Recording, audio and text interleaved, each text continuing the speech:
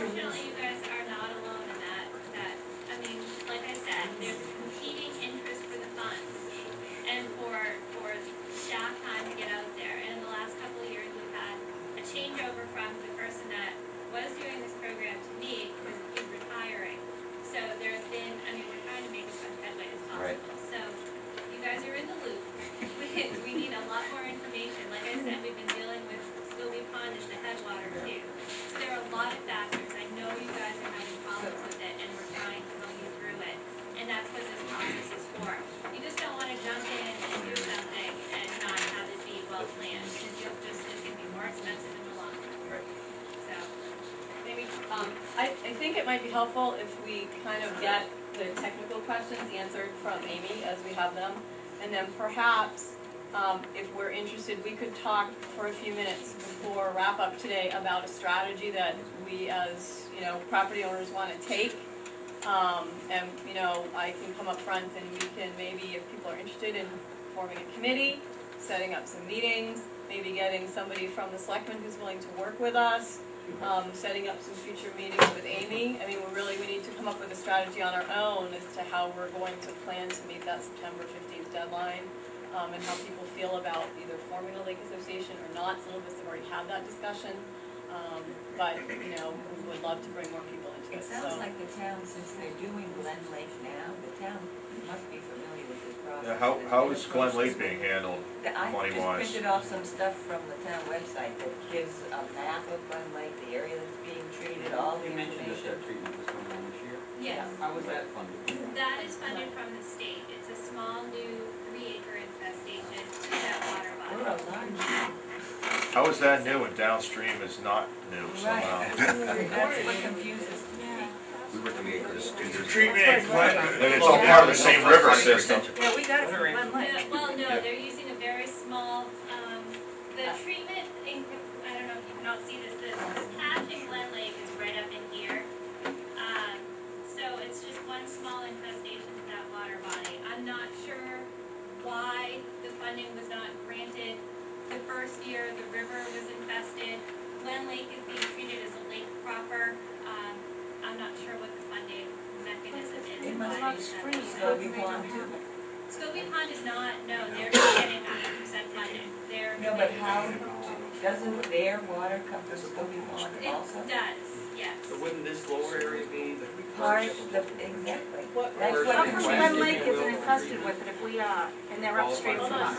That's what, our collective question. Yes, the collective question. I think based on the size of the infestation in Glen Lake, and it's very patchy, it's a new infestation to that water body proper. Here you have a very widespread infestation that's been here. I'm not sure why it wasn't caught when it was first requested. When it was just a new infestation to the system. I'm not sure. So how do you go forward from there? And I understand exactly. Did anybody see it prior to the I understand exactly what Nick's asking is that. So you have that infestation in Glen Lake. It was acted upon quickly. Thus it was 100% funded. It will be.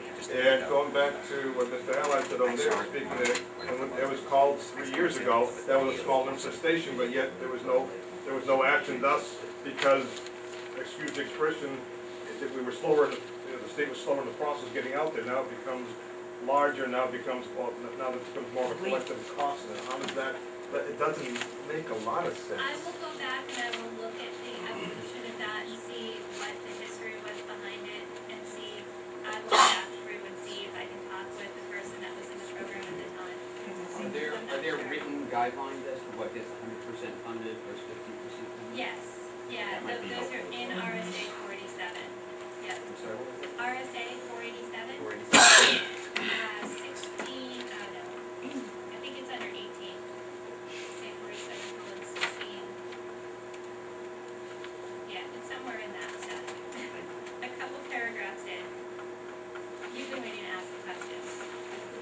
Are you aware, or is anybody aware, that the St. Anthony College has adopted this river for exotic species of animals? Oh, I have And it. we could get funding from them, because they have a ton of money, plus all 3 bodies to come down here and do any of that type of thing. I wasn't rude. I said They didn't Barry really- Wicklow been doing stuff with that? For the past 5 years that you surveyed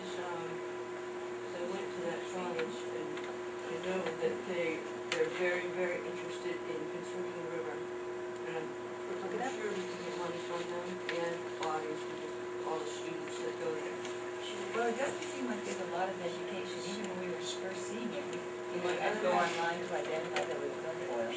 And then the similar questions about what do we do? Do we pull it up? How do we eradicate it? You know, if maybe more people were knowledgeable early on in their watershed, we could be aggressively preventing that. My other half of the question is at some point in the past, we did have an association, it was called the Piscataquog River Association. I don't know if it's It now still defunct. exists. Well, can't we just jump on that instead of starting something new? Yeah, certainly. I know that they're very active. I know they do a lot with Purple Loosestrife control. What's her name? Wiggins, Barbara Wiggins? Watkins, Barbara Watkins. Yes, she used to be DES and now she heads that up. Yeah, I would be in contact with her because I know she's very interested in the community mapping of the river and the milfoil, so that's a great idea. It would save a lot of steps and. Yeah. Yeah, that's a great idea. You mentioned that Glen Lake is getting treated as a lake proper. What's that definition? And what, does that make a difference in terms of 100% funding? Because we have legislation for the state to actually name our area as a lake, but we are considered a retention pond. Yes. And that's from Jim Gallagher and Right. dam owners and so forth. So why are they a lake maybe and we're not? Does it make a difference in terms of funding? It doesn't make a difference. The legislation does not specify that you can give it to lakes or ponds or rivers. It just says water bodies of the state. Okay. So, yeah, you would fall within that.